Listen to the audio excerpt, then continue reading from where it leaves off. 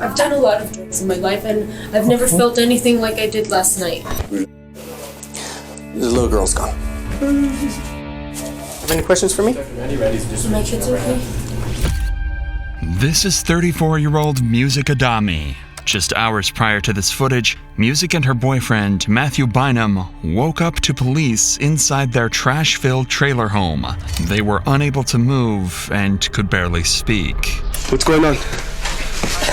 I can't sit upright. I'm just really stiff. What makes this even more terrifying was that lying under the couple was their daughter, Zakiline. Officers would rush to get to the bottom of what had happened, but Music and Matthew are seemingly just as clueless. But as the investigation continued, horrifying clues would point the couple out to be neglectful killers of their own daughter. All the while, they had no idea she had even died.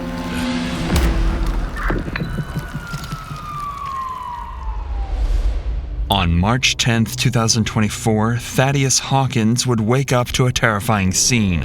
He was staying on the property of Music and Matthews, living in his own truck. However, Matthew would scramble to get up after hearing screaming coming from inside the family's trailer home just feet away. He would bust open the door to find the couple and their 2 children stiff and unable to move. As he looked closer, he noticed their daughter extremely pale and without a pulse. As he went to call 911, Music told him everything was fine and that help wasn't needed. But Thaddeus could tell Music was clearly delusional in her current state and decided to take matters into his own hands, calling 911. Grant County 911, what is the address of your emergency? 97 Quail Run. Okay, tell me exactly what happened. I have no idea. I'm staying with some friends right now, and they are completely. You have a little girl who's not responsive at all. To the adult, the parents are somewhat responsive, but not. They're in and out of. And then they have a 7-year-old boy who is mostly responsive. I was able to get him on a chair, but I don't know what's going on. Okay. I really don't. And are you staying in the same house? No. I'm just on the property. Okay. What is your name? My name is Thaddeus Hawkins. I woke up and I heard someone yelling, "Ow, help!" And so I went in and I was trying to help him. Okay. And what room is he in? It's kind of like a one living area type of thing right now, but he's in the same area as them. They're all in the same tiny home area. Okay. Give me a second while I get them started on their way. Okay. This tragedy would take place in a deserted area far from any civilization, so even though Deputy Orozco rushed to the scene, it would unfortunately be far too late. What's going on? Some of the people in the home right here that aren't responding. They're not responding? There's one that's not responding. Who's here? Sheriff's office! Yeah. What's going on? Not much. Sorry, I'm really, really stiff this morning. I can't sit upright. Are you guys on anything? No. No? What? No, I'm just really stiff. When Orozco first entered the home, he would notice a foul odor coming from it due to the trash and unhygienic nature of the home. Additionally, he noticed a metal container over a tub with ashes, something seemingly irrelevant now, but something that would help solve the case later on. What's wrong with them? He's tired, I think. Is he awake? He is awake. He moved from here over to there. He is awake. Who's not responsive? Not responsive. The girl in the middle. The girl, she's responsive. Let me see. Yeah. You guys need to move. Yes. Move. You guys need to get up now. Yeah. Get up. We're getting up. Get up. I'm getting up. Let's go. Hurry up. Get up. I'm going. You guys need to get out. Yes, sir. Stand up. I can't. Yes, you can. Stand up. Get up. Hurry up. Hey, sir. You need to get up. Got it. Good at 10-7. Where? Right here. Who, kid? Move, get up, yes. Get up now! Get out! Get out! I don't care! Stand up! I'm going. How long, Hondo? Check his vitals. Did y'all smoke? Huh? No. What is it? No, it's not. No, we just fell asleep really hard. We're really sick. 755 for him. What's going on? Was it? Unit calling, you're very 10-1. Get out, get out. Stand up. I'm not calling Stand up. 8. Stand up. Come on. Give me your hands. Give me your hands. Where is this going? Stand up! Now! Okay. I'm not gonna tell you again! Stand up! I'm standing up. I'm trying to. Give me the other arm. Yeah. Ow! While Music and Matthew are being placed in handcuffs, Deputy Orozco would perform CPR on the daughter, Zachaline. Unfortunately, it would be too late, and she would pass away that night. Fortunately, their son would be rescued from the home with only minor injuries and would be transported to the hospital. But one crucial question remained. What had caused Music and Matthew to be so incoherent that they had no idea their daughter was deceased just inches away from them? Show me confused. So no, what about? Right, just be honest with me because I need to be able to treat your kid. When you get up, okay? Stand up. Thank you. Sit down. Sit up, come on. Thank you. What did you take? I don't remember taking anything. How long have you been out? Last night was the last time that you were okay. Last time I was okay. We were laying in the bed there. Had to split all the oak. Okay, what the hell did you take, bro? What did you take? I didn't take anything. What do you guys have then? I don't have anything. You want to take him to the unit? We'll get that once EMS checks and vitals. We'll take him. Let's take one at a time. I don't know if he can walk. He needs to get seen first. Okay, so we don't know exactly what they took. They're both confused. They don't want to say anything. We have 110-7, 5-year-old. Yeah. Another one, bad condition. He was unconscious, I believe, when they got here. And she was also in bad condition when they got here. But our detectives are on their way right now, so we're just securing everything. She good? Let's go, stand up. What's your name? Music. Huh? Music. All right, stand up, Music, and place your hands behind your back, okay?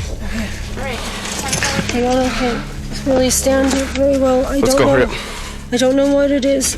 I'm trying. Turn around. Give me your other hand.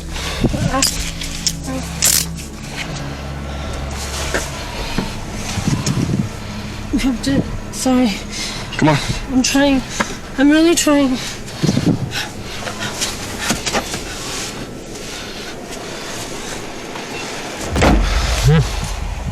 The scene is extremely strange, to the point where the officers have never seen anything like it.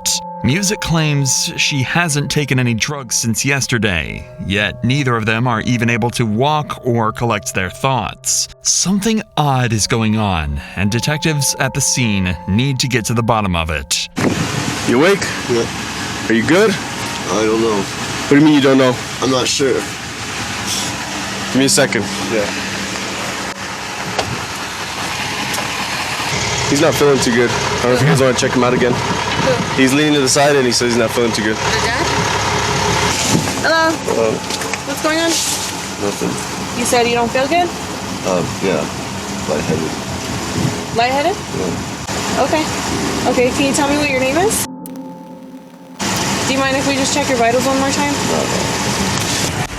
Take a needle off of her. It's right there. It's all burnt up. There's still ash marks on her sweater. The door was already open. I seen the parents laying down, and I seen the son. He didn't look responsive. I didn't see him until I asked him. I said, "What's going on?" I looked left. He's just sitting on the chair, all lethargic. I was like, "What's wrong with him?" And I saw him moving and breathing. So I was like, "Okay." So I went to go check on him. I was all, "Who's not responsive?" And then she goes, the mom goes, I don't think she is. And I looked and they're on top of her. I didn't even see him. Like half of his left body was on her left side, half of her right body was on her other side. So she moved and I looked at the kid and I looked at her and it was just, she was already gone. While Music was being transported to the hospital, she revealed that her and Matthew had smoked amphetamine the day before and that this was a regular occurrence. Even more disturbing was that the day before was Zachy Line's birthday. A birthday spent surrounded by filth as she watched her parents drown themselves in drugs. Despite the sickening nature of this, the amphetamine alone does not explain Music and Matthew's inability to walk or perform basic human functions. While a very strong drug, amphetamines do not have this type of effect on users, meaning the drugs she had taken were likely laced with something. With this in mind, police turned to the one seemingly only sober person at the residence, Thaddeus, the man who originally called 911. What's going on? Why am I being arrested? You're not being arrested, you're being detained. Turn around. Why? Because you're up here and there's a kid, that's why. Kid? Yeah. I wasn't even in the house. I don't care. Called. I didn't know she was. I really didn't. That's why I called. I didn't know what was Look, wait until they read you your rights, then you can start talking. Thank you. Thaddeus would be taken to the Grant County Sheriff's Office, where a few hours from now he would undergo an intense interview with detectives. But officers back at the scene still needed to figure out what was going on, so they would engage Music to get her side of the story and determine what could have caused this tragedy to happen in the first place. And Music would reveal far more than they could have asked for.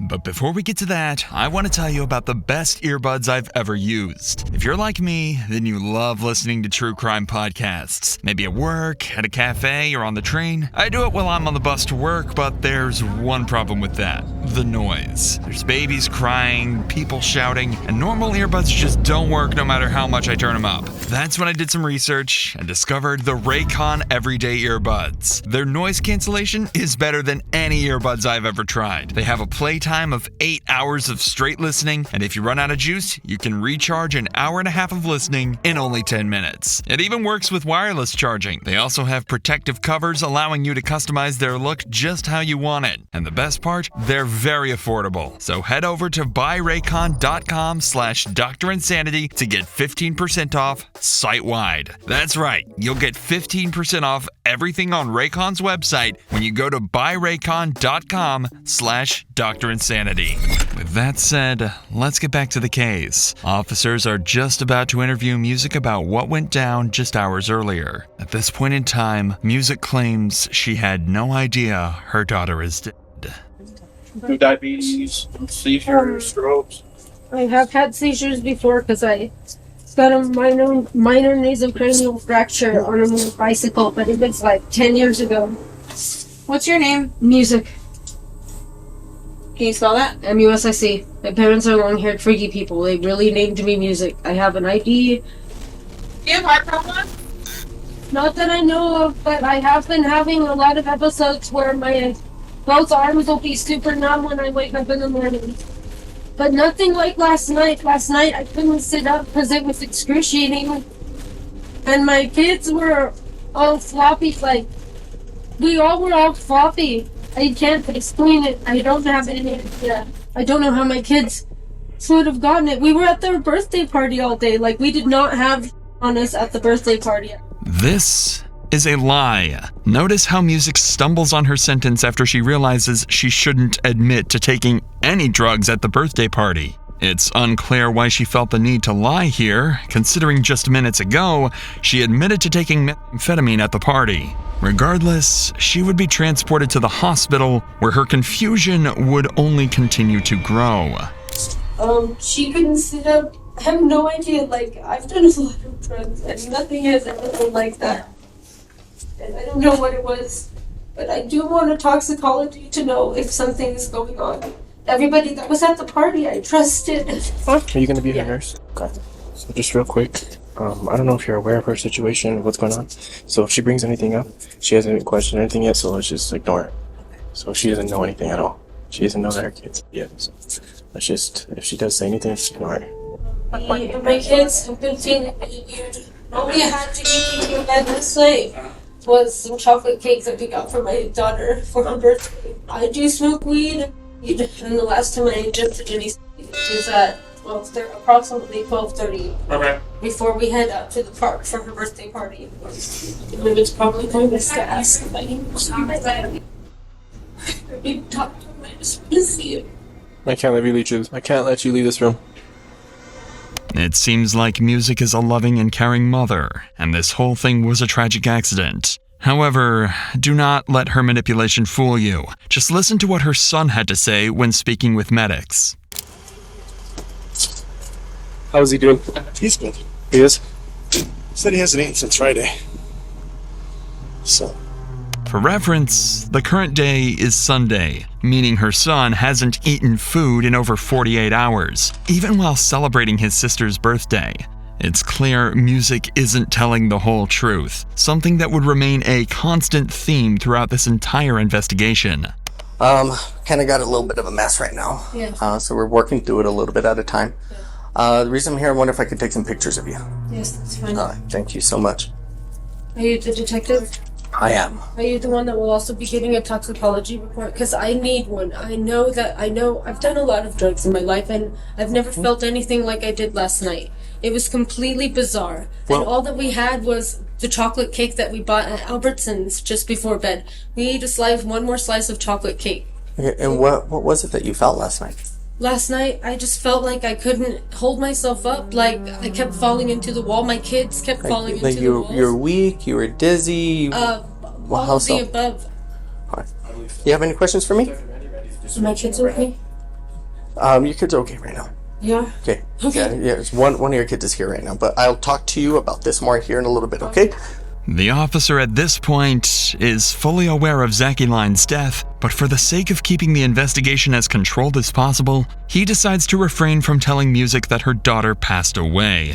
Fortunately, just across the hall, nurses work to rescue Music's older child. He's not doing well, but thankfully he's alive. Try to get it to pee, but you can You could have won. put weight on his leg. So we're gonna do a leg x-ray, and then they need to go on his chest. You want another blanket? Any findings so far? Okay, let me get you another blanket. This claim from the nurse adds even more complexity to the entire case. She said the boy wasn't able to put pressure on his legs, just like his parents earlier in the day. This adds the variable that perhaps something else caused the family to become sick and handicapped, something that had nothing to do with the drugs they had taken. Hours would pass as Music recovered in the hospital and nurses helped her son. She would then be transported to the sheriff's office along with Matthew. It's at this point that officers decided it was best to, at last, break the devastating news to the couple that their daughter had died. When we have a death occur, we treat every death as if it's a homicide until we can prove otherwise, whether it's someone, old person dying in their bed or what have you. So just for those reasons, we're going to take some pictures, okay? Who died? What's that? Who died? The little girl's gone. Okay. So we're going to have you stand up. Officer Carrasco is going to remove your handcuffs. We're going to take some pictures, okay? Stand up, sir. Give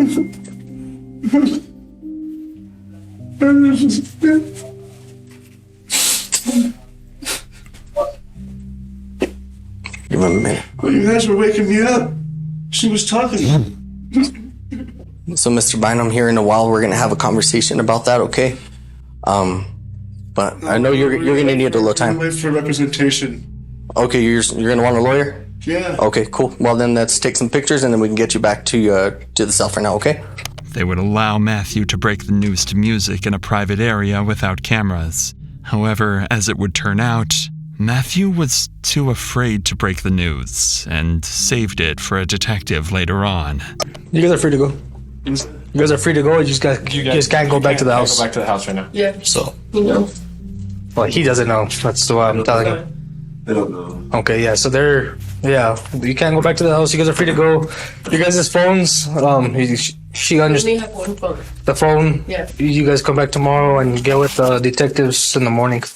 The couple would roam free following this news, but without a home, they would live out on the streets for the night. Detectives, on the other hand, had a crucial question to answer. What could have possibly caused all of this to happen? As of now, nothing makes sense. A child was dead, and an answer had to be found. Fortunately, detectives had a plan to find the answers they were looking for. Remember Thaddeus, the guy on the scene who called 911? Thaddeus was the only person with the family the night prior, and seemingly the only coherent one out of the group. If anyone could explain what had happened, it would be him. With this, he would be brought to the station directly after Music and Matthew left, where officers would conduct their first formal interview of the case.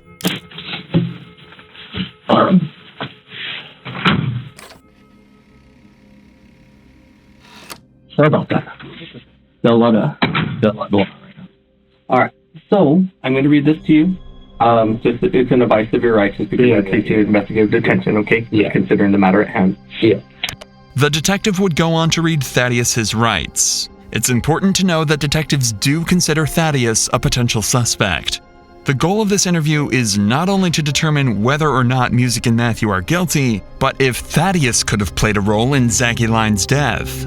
I saw that you were the 911 caller. Yes, but before we get into that, let's start in the morning. So how did the morning start? Well, I don't know if you saw the red van there or not, with the dogs in it barking. That's where I'm trying to convert that into a little trailer. That's where I was sleeping. I woke up and I thought I heard the kids playing around outside, and then I realized that someone was yelling out from inside the tiny home, and I didn't know why. So I got out of the van and I went and I checked. There was music. Matt was kind of laying near music, almost on top of Zachy, little girl. So that's what I decided to call 911. So let's just kind of backtrack it a little bit. So you heard music yelling. So you hear that. You walk to the door. You go to the door and you open the door and you see Zach, you said? Zachy, and music laying on what? Well, Matt was on the bed. Zachy was kind of half on, half off, and music was not on the bed at all. So far, Thaddeus's recollection of events is accurate to what officers observed when they got onto the scene. He would go on to say that Music and Matthew don't consume or smoke any kind of drug other than marijuana. We know this is a lie, as Music herself admitted to taking methamphetamine the day prior, meaning Thaddeus's statements need to be taken with a grain of salt. However, none of this would matter, as the detective would ask a single question that, quite literally, would change the trajectory of the entire case. How did they get the house? It's a propane heater on the wall, yes. But last night, a few nights ago, the propane ran out, and they had taken it off to go get propane, but never got it to the propane fill. Did they ever start fires in the house? No, they don't start fires in the house. They go and I thought you saw the coals in the bathtub. Yeah. So that was where they went and they burned wood and brought it in once it was cold and no smoke left. Yeah, because that's what I saw. I saw that and I was like, well, maybe we could be looking at carbon monoxide here too. It was. I don't think it would have been, because last night they might have used wood the coals to heat it, but it's probably not likely. Despite what Thaddeus claims, this theory makes a lot of sense. If the family used coal to keep the house warm, the fumes could be potentially deadly. Burning coal releases carbon monoxide, a colorless, odorless gas that can cause poisoning. Inhalation of carbon monoxide prevents oxygen from binding to hemoglobin in the blood, leading to oxygen deprivation in tissues and organs. This can cause headache, dizziness, nausea, confusion, and in severe cases, loss of consciousness and death. The exact symptoms of everyone inside the home. If the trailer was fully sealed, meaning no windows or doors were open, then this could certainly have been what killed Zaculine. This is something officers would investigate later on in the night, but for now, this is just a theory, and the detective still needs to try and determine whether or not Thaddeus is lying about Matthew and Music's drug use, or if something even more sinister had taken place. To do this, he decides to relay the significance of this case to Thaddeus by letting him know that Zaculine had passed away. Zachy. Oh. Did not know that. Zachy's gone. That's why all of this is happening. Yeah. Because we need to figure out how in the heck this even came to be. Yeah. Okay. So I know last time we talked a lot about doing the right thing and this and that. Yeah. I mean, that situation that you're in, definitely a good time to do that, right? Right. I can't even think of a situation where it would be more important to know what's going on than right now. I'm not the kind of cop that likes to get people caught up. That's not why I do this. That's not why I'm here. Right now, seeing her covered up, seeing her afterwards. Like I'm not lying. Like it knocked me down. I cried for a good long while. I saw you walking away from the ambulance crying. Yeah, I didn't know why. Yeah, it got a lot worse after that. Right now, my job is to do right by Zachy and lie the best I can by understanding what's going on. I mean, and like I said, sometimes things happen. Sometimes people kill other people on purpose. Yeah. Sometimes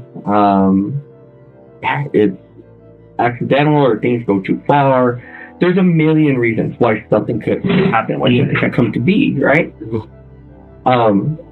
And sometimes there's little details of things that happen that end up meaning a lot down the road. Like you could be like, well, I noticed this, or I did see that, or I overheard whatever, or I had this feeling, or something that smelled right and how something, right? So sometimes those things can lead to having a greater understanding. So is there anything of that nature regarding anyone that was there at any time that could have led potentially to that?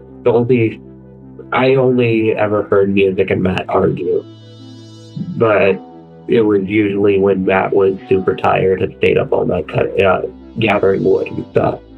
And then the truck would break down or something would go wrong and he'd get and Music it's common for that to happen, but it was never around the kids. They never did anything around the kids and they loved them so much. Is there anything that stands out to you about what happened that could explain what's going on here?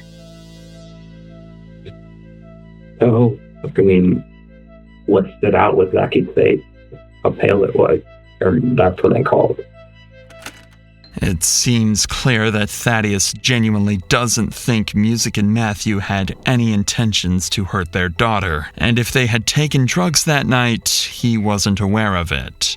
The mystery of what happened is still as confusing as ever, and the only possible cause officers could think of was the burning coal. So with this in mind, they would report back to the trailer later that night to investigate this possibility. Reporting for us? Yep.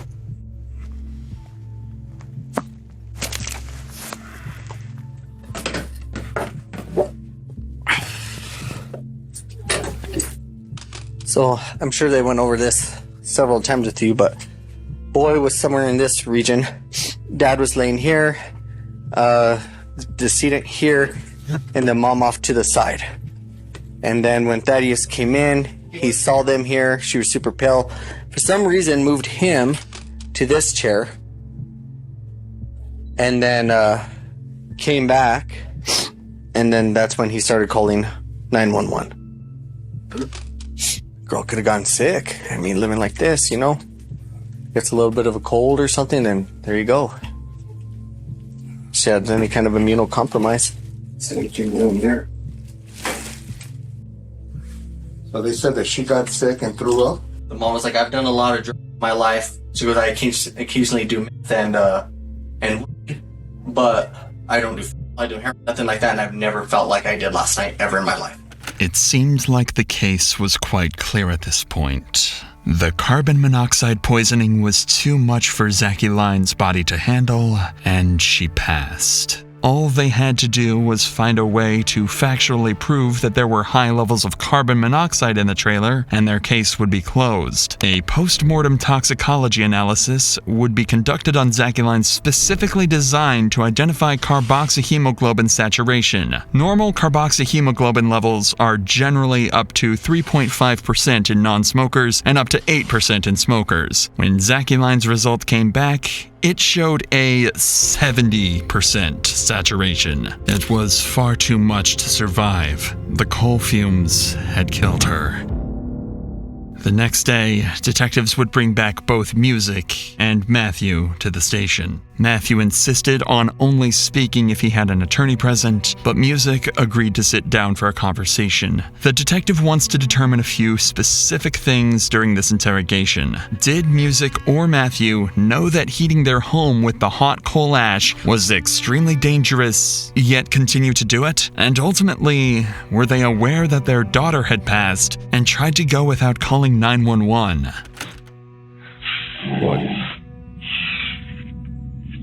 Okay, so like I said, you can vote this anytime you want, right? Like the deputy told you, I'm Detective Orozco, you could just call me Randy, that's fine. So my job is to figure out what happened, and you are someone that can give me information that I obviously wasn't there for. Yeah. So I'm playing a little bit of catch up. I do smoke weed, but I had not imbibed any speed. Okay, so just to be clear with speed. Thank you. I appreciate I do not use them regularly. It was just kind of like I wasn't feeling good. It doesn't matter. That's all just excuses. But anyways, I had not used any past like noon 30 at the very latest. Okay. And there was nothing that she could get in the room. The room is extremely messy, and that is true. And we're working on it. We don't have a vehicle right now to even take it to the dump. So it's really hard. It is hard. Crazy hard. And we had a friend that was letting us use their truck to do dump runs and stuff. Okay, I'm sorry. To do dump runs and oh, stuff. Okay. And yeah, I've done, not recently, but like recently I've just done. And I've done a lot of drugs throughout my life, though. My name is Music. My parents named me Music, you know? That's the life I grew up in. But, I've never felt like I did last night. It was unreal. Like, I couldn't hold myself up. My daughter and my son couldn't hold themselves up. I had no idea what was going on. I just wanted us to get some sleep, and I thought that would help. And I don't know what it was. It seems odd that all Music feels the need to explain is her chronic drug use, and that she doesn't think it had anything to do with their sickness. The detective would later state that he thought Music had known their daughter was dead even prior to the officers arriving at their house, which is why she felt the need to immediately cover her tracks. That was not like anything I've ever experienced. That's extremely weird, right? Yes. Just like that. Stuff like that doesn't really happen. I don't have any idea what happened, but I want to know what was in my system, and I want to know how it got to my kids' system, because they did not get in. I'm telling you. And an investigation will have to be done, and that is fine with me. But I know that I do not do things. I know that. And so if that's in my system, and if that's in my little girl's system, somebody put it there. Sorry, excuse my language, but I do not speak however you want. You're going through some right now. Straight up. No, I want to speak eloquently because I don't want to be misconstrued. I don't want to be misconstrued. I know that a lot of people come through here lying about what they do, and I am not here to lie about what I do. I'm here to figure out what happened to my children, because I just want to know that they're okay. So I want the opportunity to become the best fit for them. I don't know what happened. I don't think it was the cake or anything. I don't know what it was. What about the heater for the house? The heater, we don't have the propane hooked in. We're out of propane. And the cold? Like if we had the cold or whatever you were burning in there? Yeah, it was cold. They were cold. But we burn them all the way to cold so they don't smoke the place out, and then we vent the window. Normally we have a propane heater. And when we have the propane hooked up to the heater that's up against the wall, we still leave it vented because the kids were, a while back, like when we first moved in, this is over a year ago, my son was waking up, throwing up, and we discovered it's because we had all the windows shut with the propane heater on, so it wasn't ventilating properly, so we started leaving the windows just cracked, and that was enough, and all the throwing up stuff. Likely due to hallucinations and delusions caused by amphetamine, they forgot to open their windows, neglectfully sealing their daughter's fate. Yeah, that was my initial thought with everyone in the house. Like you guys, from what we were told at the time, like people just aren't feeling good, and having that type of heater inside the house or even burning the coals inside, you get a little carbon monoxide. A certain percent, I'm not a doctor, some percent you're going to start feeling sick and whatnot, and after that things get a little bit more serious. Yeah. Right, progressively more serious until that's solved. There should have been at least 2 windows in the house. It was very important that the detective didn't reveal that they already knew Zakieline's death was due to carbon monoxide poisoning, as it would have allowed Music to start making news stories and trying to clear her name, as she had done at the start of the interrogation. Since he left Zakieline's cause of death hidden from Music, she was more than happy to give up all of that information. Zai?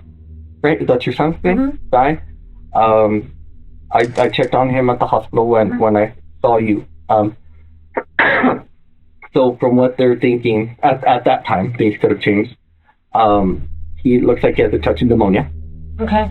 Okay, but I mean, otherwise, he seemed pretty okay. They're treating them. They're going to do what doctors do. Yeah. Right, and check him for all sorts of stuff.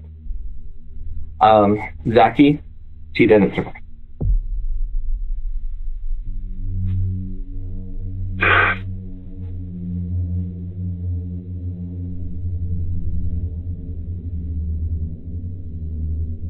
Fine.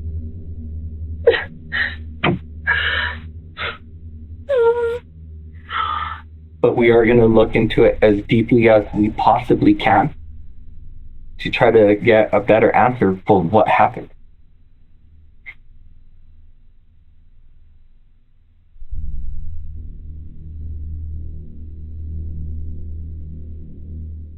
The detective would write down his thoughts during this very moment, saying Miss Adame was told about her daughter's passing. She appeared to attempt to be shocked and also cried, but no tears came out. She would stop and stare for brief moments at a time, which could have been initial shock or theatrics. Her emotional response did not appear to be genuine.